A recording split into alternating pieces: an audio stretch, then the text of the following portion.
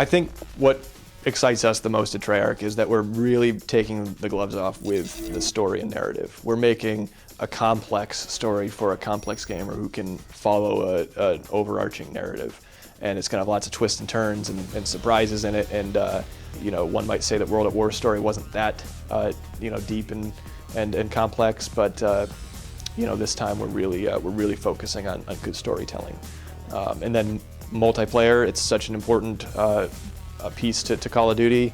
So, like I said, we've have a dedicated team working on that from day one. Let's put it in perspective for you. We had multiplayer started and up and running so early in the project that some single player levels actually are being built around multiplayer maps that we had in production.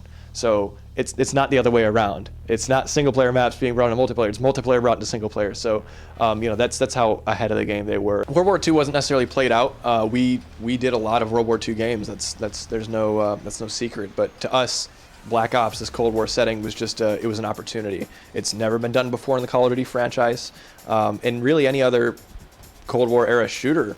You know, I personally, I don't know of any that I've played, so it's just an opportunity for us to maybe, you know, set that bar of what a Cold War game could be, and have something that's brand new and fresh in the franchise. It's not just a Vietnam game, which was the big rumor online. It's a game that has some Vietnam in it for sure, but it's not about Vietnam, and it's going to take you around the globe from a number of different deniable operations. You know, these Black Ops, these things that if these soldiers were captured, that, you know, we would have to disavow all knowledge of, because it would start World War III. You know, if Russia knew that we were invading their, you know, their Soviet weapons manufacturing facility in the Ural Mountain, if they found out that that was us, that would be all it would take for them to start launching missiles. We got to hear stories from like advisors like Major John Blaster, who is the foremost published author on the subject. He was actually a member of SOG, which is the Studies and Observations Group. And this is just the best of the best, most elite fighting force that you can imagine. They would operate in Vietnam and in other areas around the world, and they would do these missions that are just crazy. And they could have anything. They would walk into an armory and they'd go, you know, all right, I need you know 3 50 cals, and I need, you know, to retrofit that Jeep with this 50 cal, and we need to have that Huey, and they would just select whatever they needed for their mission, and they could have it, they could take it. So. In terms of gameplay, that really allowed us to take the gloves off, because we could do a lot of cool stuff. Like the stuff the stories he was telling us, it's like, no, that really happened, and as game designers, we're like, that's going to be really fun to play, so let's go do it.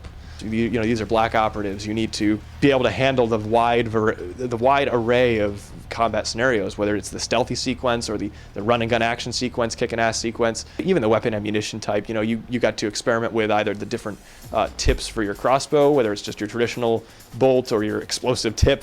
You know, you shoot a guy in the leg and his leg blows off, or the SPAS 12 shotgun. You know, we got to use those incendiary rounds. They're called Dragon's Breath, and so they literally they explode when you shoot them. And you can find YouTube footage of it. It's crazy. We're really focused on this diverse experience, and part of that is we're creating these new characters. So because we have these SOG units and these Black Op forces that are the best of the best, you know, they graduated top of their class, they're charismatic, they're natural leaders. These are really cool guys. You're no longer just a normal foot soldier in the army. You have a voice for the first time in a Call of Duty game. Your character will speak and be the one giving direction, and you'll have a face that you'll recognize. You'll be playing from the perspective of 2 main characters primarily, Mason and Hudson, and these guys both are just part of these CIA-backed Black Ops teams, and so they're going to be leading you through all these different hot wars around the globe.